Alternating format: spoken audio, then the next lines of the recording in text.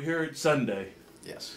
and most people right now are spending time with their families and enjoying the day off, Probably watching the Cowboys. watching the Cowboys. Yeah.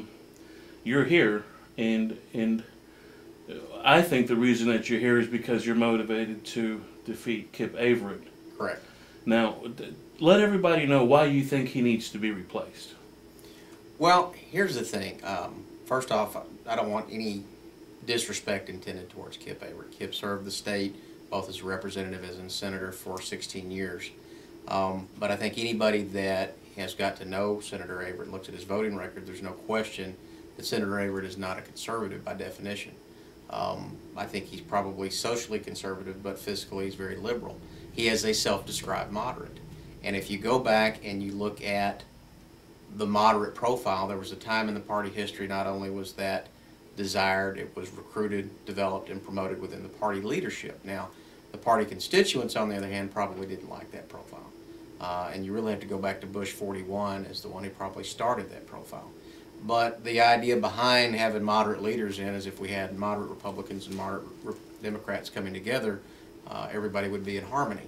The problem's been is every time that we have a moderate, something happens and they go a little bit more to the dark side.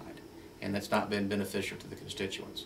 So what we have to have right now is more true to the party conservative roots in leadership. And I think part of what we have to do is completely rethink the caliber and the profile of the candidates that we want to go into office. And the first thing we have to have is people that are excited about being conservatives. They wear it as a badge of honor, not as a badge of shame. Somehow we've gotten away from that. We've got to have people that want to get up and promote the agenda and preserve the agenda. Those are two separate things that we're looking at.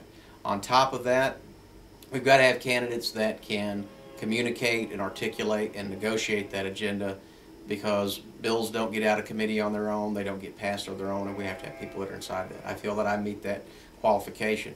But most importantly, more than anything else, right now what we've got to have on the state level, we've got to have warriors in office. We've got to have people that are willing to go to the mat regardless of the cost to promote and protect that party agenda like we've never had before. We have a federal government right now that wants to expand its powers far beyond what the constitutional powers give it. We have to have a strong state government that's going to enforce the 10th Amendment to the T. And right now, I don't believe the leadership that we have, and I'm not picking on Kip Averitt in particular, we have several people on this category are going to stand and do what we need to have done to stop things like Obamacare from becoming law in Texas, to stop the cap and trade policies from coming to Texas.